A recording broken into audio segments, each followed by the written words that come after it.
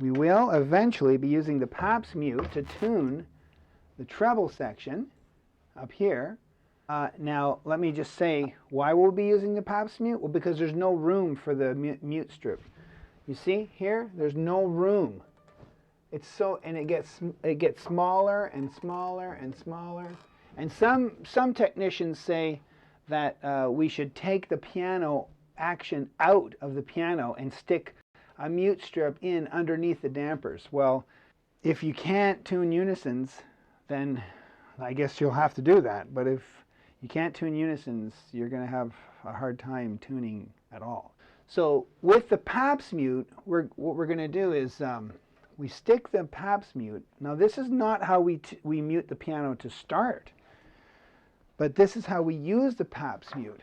And so I'm just showing you how we use the paps mute when we get up into this treble section, and to explain to you why we're going to actually deal with this problem here of the two strings. We're going to deal with that problem using the paps mute, because we're using the paps mute in this section anyways. So how do we use the paps mute? The first thing we do is we stick the mute in there between the second and third. I don't know if you can see that. There. It goes in between the second and third string. The second and the third string. In here, we stick the paps mute between the second and the third string.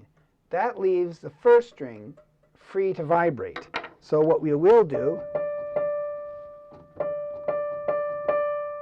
is we will tune that string.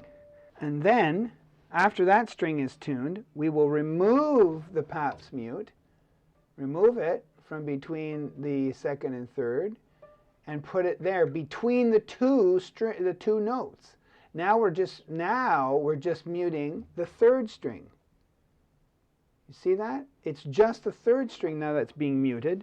Just this string here is being muted, and this string, the second and the first, are free to vibrate. Well, we've already tuned the first, so what we will do now is play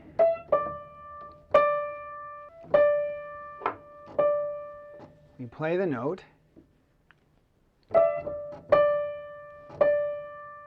and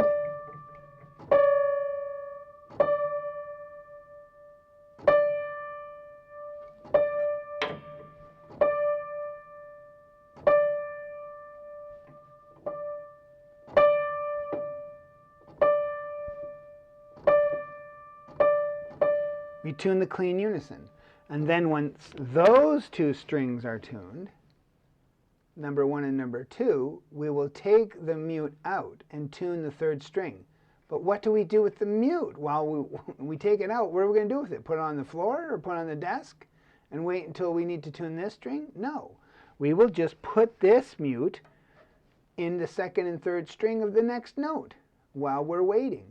So in that case now, we will finish up with that unison, right?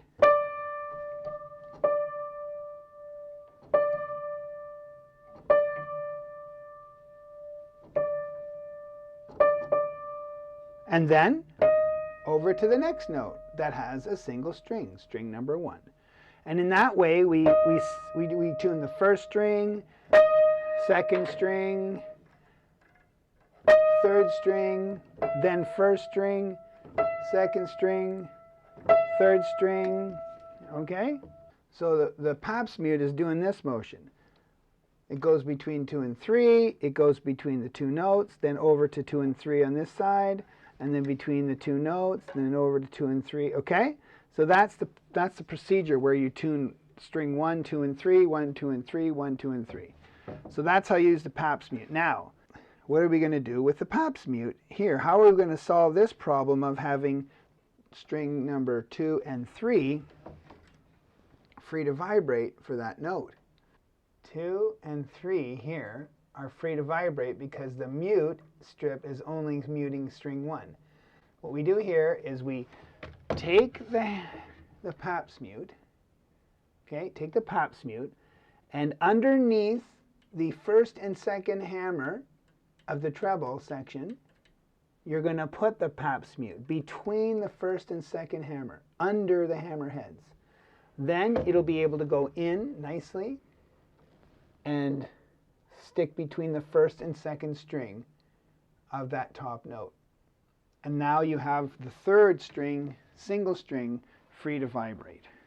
That's how we deal with that situation.